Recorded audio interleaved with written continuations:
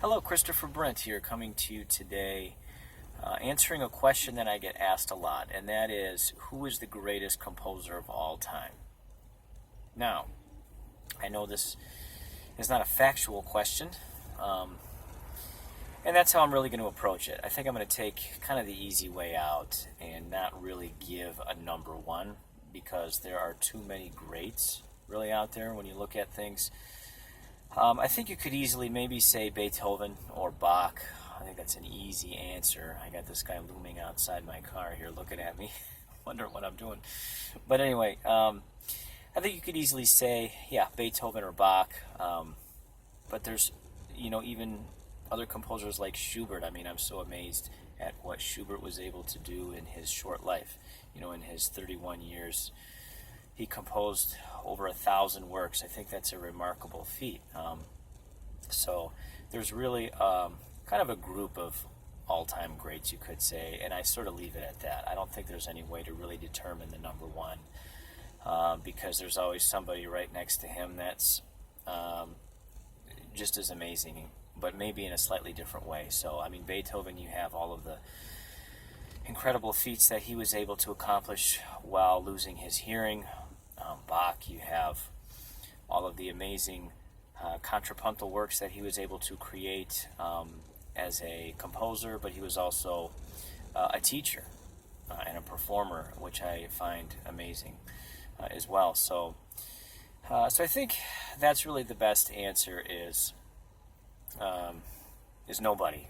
Nobody's really the greatest composer of all time. And I think if you try to stick to a number one, you're going to lose a little bit yourself as a listener, because music is always evolving in a way that's pretty unique. And if you say, okay, Bach's the number one or the greatest that ever was, then you kind of limit yourself as a listener. So you don't really want to do that.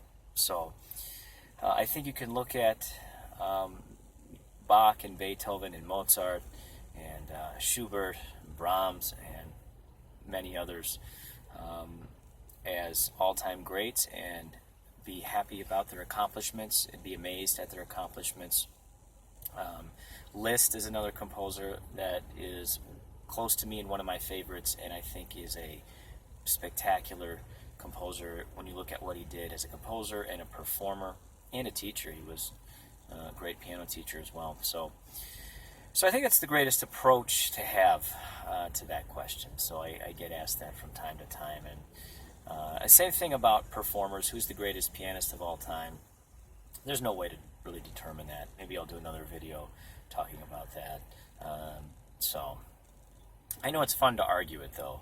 That's what can be fun to do.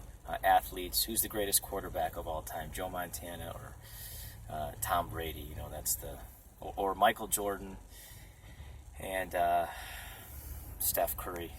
So, or LeBron James, I should say. LeBron James. That's the question, right? So